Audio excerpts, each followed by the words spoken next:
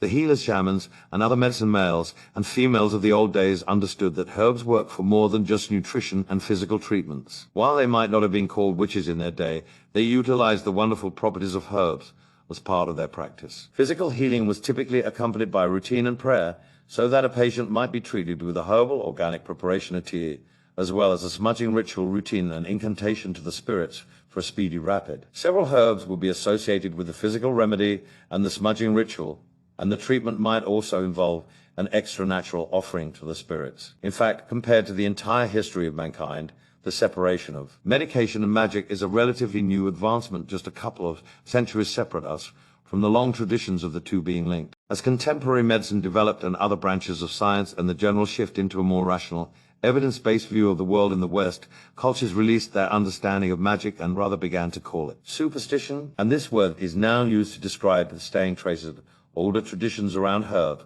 such as kissing under the mistletoe and the use of Christmas wreaths. Sadly, even making use of herbal solutions on a strictly physical basis mainly faded from Western society as allopathic medicine, with its scientifically proven techniques, concerned dominate the way we address health. And even as we seem to be capturing back up to ourselves in this regard over the past couple of decades, mainstream society views herbal remedies for anything with a lot of uncertainty. Standard recovery systems in Africa, the Americas, Asia, and Oceania continue to employ herbs in both medicine and magic is specified as any phenomena that science cannot explain, in a seamless interweaving way, recognizing no real separation between the physical aircraft and the spiritual aeroplane. This can be seen today in the practice of the curanders of Central and South America, who see all diseases as energies that affect the mind, body, and spirit, and use a variety of methods, including herbs, candles, and prophecy tools in their technique to recovery. Likewise, Hoodoo and other mountain medicine specialists in the southeastern United States use organic prescriptions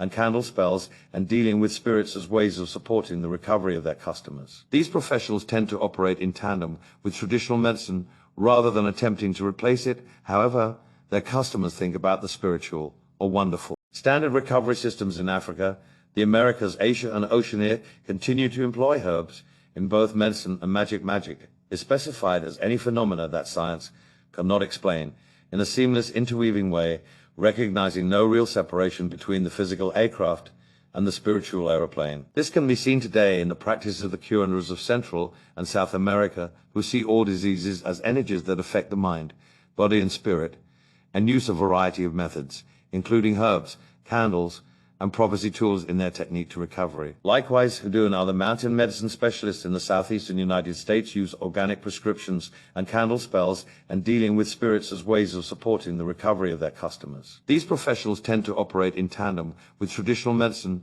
rather than attempting to replace it. However, their customers think about the spiritual or wonderful. While it's safe enough to utilize some magical herbs and specific basic solutions for physical ailments, such as drinking nettle tea to help speed recovery from a cold, herbs are intricate compounds that require specialized knowledge to be utilized securely and successfully for the majority of medical concerns, particularly serious ones. The info in this guide is not implied to be taken as medical suggestions, and anyone with major conditions or taking routine medications should certainly do their due diligence in investigating possible issues or drug interactions before ingesting any herbs. Sadly, a couple of allopathic physicians have much understanding about organic medicine, but it isn't injured to ask your physician if you're uncertain after seeking answers somewhere else.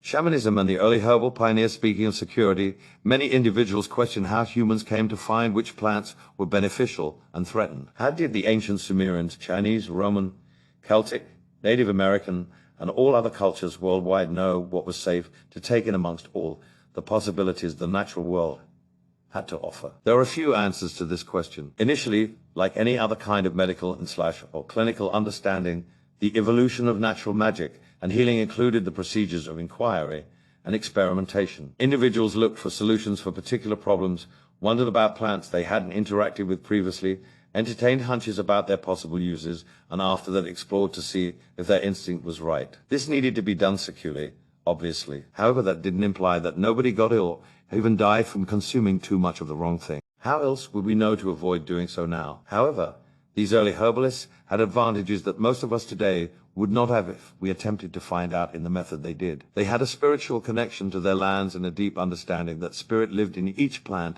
and animal they experienced on the planet. They had access to the spiritual information readily available in any provided plant, which might tell them whether an interaction between the plant and the human body would be advantageous. While not everybody in the provided society would have this capability, there were constantly some of the early healers and shamans who had a unique flair for interacting with plants. These individuals developed the organic tradition that was then passed down orally from generation to generation over lots of countless years. The healers, shamans, and other medicine males and females of the old days understood that herbs work for more than just nutrition and physical treatments. While they might not have been called witches in their day, they utilized the wonderful properties of herbs as part of their practice. Physical healing was typically accompanied by routine and prayer, so that a patient might be treated with a herbal organic preparation of tea, as well as a smudging ritual routine and incantation to the spirits for a speedy rapid. Several herbs would be associated with the physical remedy and the smudging ritual, and the treatment might also involve an extra-natural offering to the spirits. In fact, compared to the entire history of mankind,